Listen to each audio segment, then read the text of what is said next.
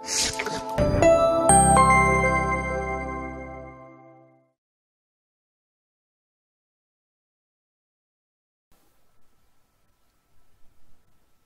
الله الرحمن الرحیم.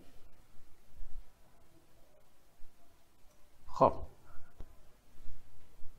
آخرین سوالی که تو جلسه قبل مطرح کردیم که قرار شد ما روش فکر کنیم این بود که صفر یکتاست. جالبه که شما تو همین سوالات ساده با روش‌های مختلف استدلال هم آشنا میشید. می‌دونید یکی از روش‌های محکم در استدلال به برهان خلف معروفه. خواهیم بگیم صفر یکتاست. خب فرض کنیم دو تا باشه. دو تا عضو آر ادعا کنن که ما هر دو خاصیت صفر رو داریم. مثلا فرض کنید یه عضو دیگری در آر در نظر بگیریم به نام صفر پریم که اون هم ادعا کند که من در جمع بی اثر هستم. ما میخوایم بگیم که این یه عدد جدیدی نیست، همون صفر هست. خب پس با چه فرضی شروع میکنیم؟ با این فرض که صفر پریم هم در جمع بی اثر باشد. خب گفتم نمیشه معنی یک کلمه یا یک نماد وقتی در یه مسئله مطرح میشه تو حل اون مسئله بی تاثیر باشه. اگر شما یه حرفی در مورد قرینه میزنید قطعاً تعریف قرینه در حل اون مسئله به کار میره، یا خودش یا نتایجش. الان ما داریم در مورد بی اثر بودن در جمع بحث میکنیم. خب قطعاً این خاصیت در اثبات این قضیه کاربرد داره. صفر پریم عضوی است که ادعا میکنن من هم در جمع بی اثر هستم. من میخوام بگم تو همون صفری، شکل دعوت کرده، یه کلا سرت گذاشته که ما نشناسیم. خب میایم عدد صفر پریم به علاوه صفر را از دو راه سادش میکنیم، با دو تا دیدگاه سادش میکنیم. میگم آقا اگر به این عدد از دید بی اثر بودن صفر در جمع نگاه بکنیم، جمع صفر پریم با صفر باید بشه صفر پریم، چون صفر در جمع بی اثر. خب این که خاصیت پنجم جمع. همین عدد رو با ادعای صفر پریم ساده کنیم، یعنی صفر پریم هم فرض کردیم که در جمع بی اثر باشه، پس قاعدتاً چون در جمع بی اثره باید بشه صفر.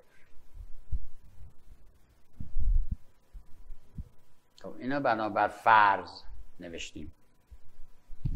اصطلاحاً تو اثبات با روش برهان خلف اینو بهش میگن فرض خلف. خب حالا این دوتا رو با هم مقایسه کنیم و خاصیت ترایایی تساوی رو به خاطر بیاریم. صفر پریم به علاوه صفر که در دوتا یکیه، A مساوی B است، A مساوی C است، پس B و C مساوی میشن، یعنی صفر پریم همون صفر.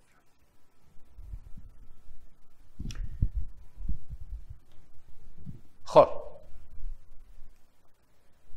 حالا میریم سراغ این که گفتیم در یک دستگاه، در یک سیستم اصولی، هر کلمه یا هر نمادی که به کار میره باید تعریف بشه.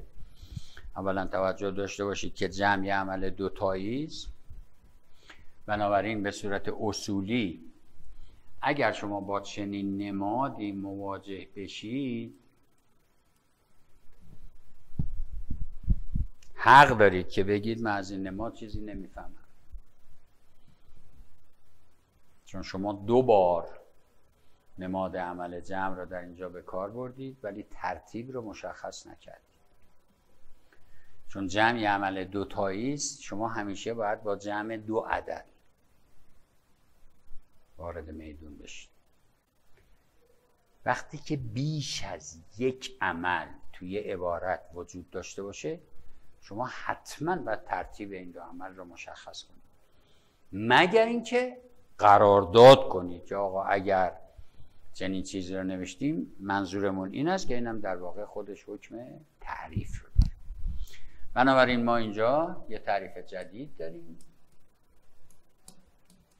یعنی یه نمادی رو میخوایم برای شما تعریف کنیم، یعنی منظورمون رو از به کار بردن این نماد بگیم. میگیم آقا اگر در جای شما با این نماد مواجه شدید، منظور ما این است. اصطلاحاً بهش میگن جمع 3 عدد که به این شکل تعریف میشه، یعنی 2 تایی میشه. وقتی که شما از اینجا به بعدش امکانات جمع در اختیار شماست، میتونید از خاصیت جابجایی استفاده کنید، از خاصیت شرکت پذیری استفاده کنید و بر اساس این تعریف اگر پرانتز دور 2 تای اول باشه میتونید پرانتز رو ننویسید. این یه تعریف دیگه از یه عمل جدید داریم که بهش میگیم تعریف عمل تفریق. فرض کنید A و B 2 تا عدد حقیقی باشن، در این صورت قرینه B هم قطعاً یک عدد حقیقی است. میگیم مجموع A و قرینه B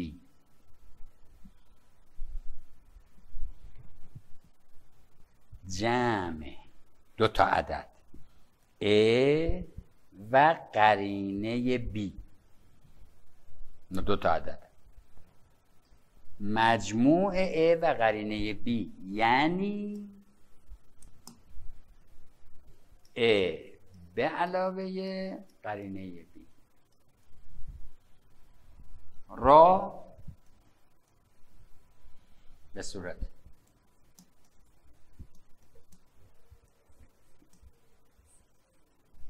به این صورت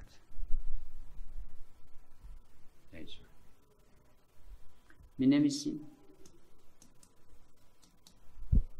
و آن را A منهای B می خوانیم.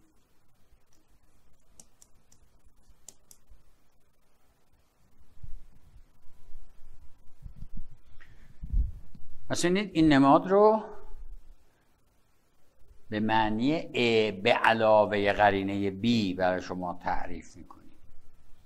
بعد محاسبه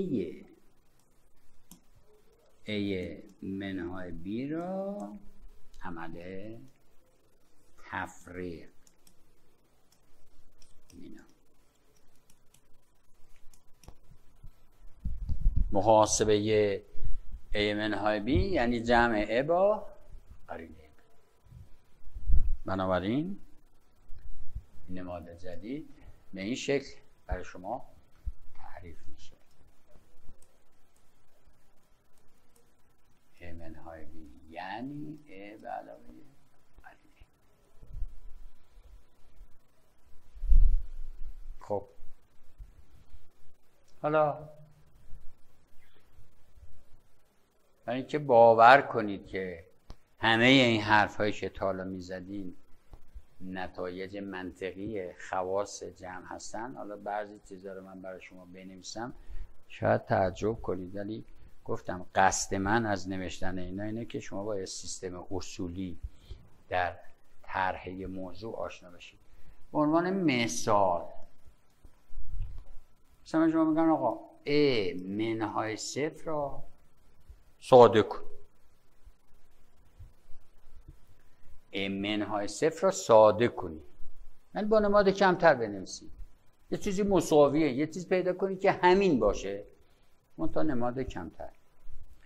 خب ببینید وقتی شما با عمل تفریق مواجه میشید، اولین سوالی که براتون مطرح میکنیم یعنی چی؟ یعنی ا به علاوه قرینه صفر. طبق تعریف تو قضایای قبلی برای شما ثابت کردیم که قرینه صفر همان صفر است. پس این یعنی ا به علاوه صفر، صفر هم در جمع بی اثر است. پس این میشه. خب آیا اینکه ای منهای صفر ا شد میتونیم بگیم که صفر در تفریق هم بی اثر است؟ کم کردیم اثر تغییر نکنیم. حالا ببینید اگر صفر منهای ا را بخوایم ساده کنیم چی میشه؟ یعنی عمل از چپ انجام بشه، اونجا از راست. خب باز طبق تعریف میگیم صفر منهای ا یعنی صفر به علاوه قرینه ا. حالا اینجا صفر در جمع بی اثر است، پس این مساوی میشه با قرینه ا. بنابراین صفر را اگه از راست کم کنیم بی اثر است، ولی از چپ بی اثر نیست. پس نمیتونیم بگیم که صفر عضو بی اثر در تفریق. خب آقا ا منهای ا چی میشه؟ ببینید دقت کنید، چیزهای به این سادگی که ما از اول که درس خوندیم تا حالا میگیم دلیل داره. یعنی این حرفا چون درسته ما میگیم، نه چون ما میگیم درسته است. ا منهای ا یعنی ا به علاوه قرینه ا طبق تعریف تفریق و جمع هر عدد با قرینه‌اش صفر بنابر ا5. خب باز سوال، آقا ا منهای بی یه عدد حقیقی است، آیا این عدد حقیقی قرینه داره؟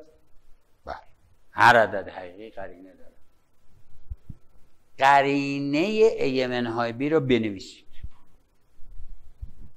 من نمیتونم حتی برمان یه مسئله مطرح کنم، چون خودی نوشتنم تو ریاضی مسئله است. بعض وقتا ما منظورمون رو نمیتونیم درست با نماد ریاضی بنویسیم. که این یکی از مسائلی است که حتی تو تستای کنکور هم گاهی باش مسئله داشتیم. قرینه ا منهای بی را بنویسید.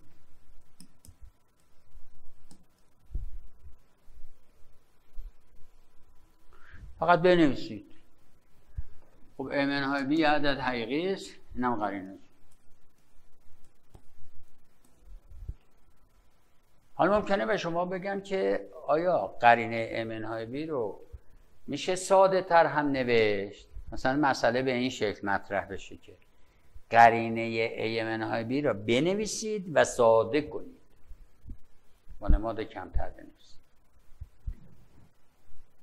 ممکنه شما به اطلاعات قبلیتون مراجعه کنید و به خاطر بیارید که قرینه ا منهای بی میشه بی منهای ا. خب این چند تا چیز به ما نشون میده. یکی این که اولا عمل تفریق خاصیت جابجایی نداره. اگر شما در تفریق جای ا و بی رو عوض کنید عدد شما قرینه میشه. یعنی شما الان یک کاری جدیدی یاد میگیرید برای اینکه ا منهای بی را قرینه کنید.